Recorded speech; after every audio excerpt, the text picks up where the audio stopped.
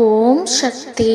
ஓம் ஆதிபராசக்தி. என் அன்பு குழந்தையே, இப்பொழுது நீ வலுவான விதிக்கும் வரம்புகளற்ற சதிக்கும் இடையே பயணித்து கொண்டிருக்கிறாய். நடக்கும் சூழல்களை எல்லாம் விதியென்று நொந்து கொள்வதா அல்லது அடுத்தவர்களின் சதியென்று எதிர்த்து போராடுவதா என்றே உனக்கு இன்னும் புரியவில்லை. இப்பொழுது இந்த சூழ்நிலையில் நீ செய்வது என்னவென்று தெரியுமா? என்னை முழுமையாக பற்றி கொள்வது மட்டுமே. ஏனென்றால் வலுவான விதியும் வலுவான சதியும் விளையாடி கொண்டிருக்கும் போது மதி செல்லும் இடம் குரு ஒன்றே என்று இருந்தால் விதியும் சதியும் சாம்பலாகி குருவின் கைகளால் உதியாய் மாறி உன்னையே வந்து சேரும். என் பூரண ஆசிகளாய் நான் அன்றே உனக்கு கூறினேன், என் உதி உன் விதியை மாற்றித் தரும் என்று. உன்னை சுற்றி நடக்கும் சதிகளை முறியடிக்க என் உதி ஒன்றே போதும். விதியை மதியால் வெல்லலாம் என்பதை கூட நீ அறிந்திருப்பாய். எப்படி வெல்வது என்பதை கூறுகிறேன் கேள். விதிர்ப்பங்களான பேச்சுக்களையும் செய்கைகளும் உன் முன்னால் மற்றவர்களால் நடந்து கொண்டிருக்கும். உன்னை எரிச்சலூட்டும், உன்னை கோபப்படுத்தும் விஷயங்களை அடுத்தவர்கள் உன் முன்னால் செய்து கொண்டுதான் இருக்கிறார்கள். அவர்களின் செய்கைகள் உன்னுடைய கோபம், எரிச்சல், வெறுப்பு உச்சத்தில் கொண்டு போய் விடுகிறது.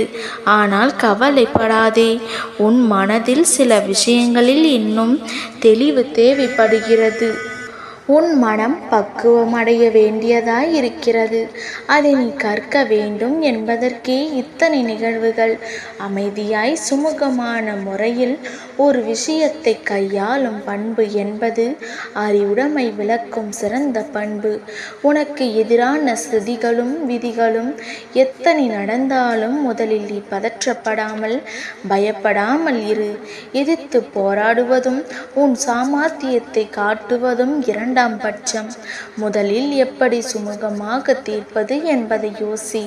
ஒரு பாத்திரத்தை நீ தண்ணீரில் அழுத்தினால் கீழே செல்வது போல் இருக்கும். ஆனால் 2 மடங்காக மேலோங்கி வந்துவிடும். இதுவே அதை தண்ணீரில் வைத்து அழுத்தாமல் பார். அதில் குறிப்பிட்ட அளவு தண்ணீர் வந்தவுடன் தானாகவே கீழே சென்று விடும். அதுபோலத்தான் உன் சூழ்நிலைகளும் பிரச்சனைகளை பற்றியே கவலைப்பட்டு கொண்டு அதை பற்றியே சிந்தித்து கொண்டு உன் மனதை பாரமாக்கி கொண்டே இருந்தால் நீ எத்தனை அழுத்தம் தருகிறாயோ அத்தனை மடங்கு உன் பிரச்சனைகள் விஸ்வரூபம் எடுத்துவிடும்.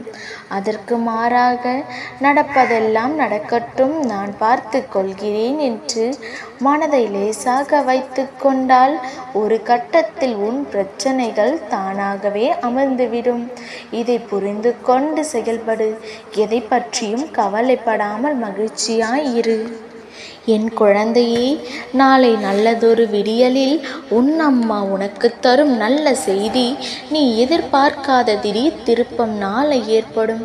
உன் வாழ்க்கையில் அந்த திருப்பம் இருளை நீக்கி வெளிச்சத்தை ஏற்படுத்தும்.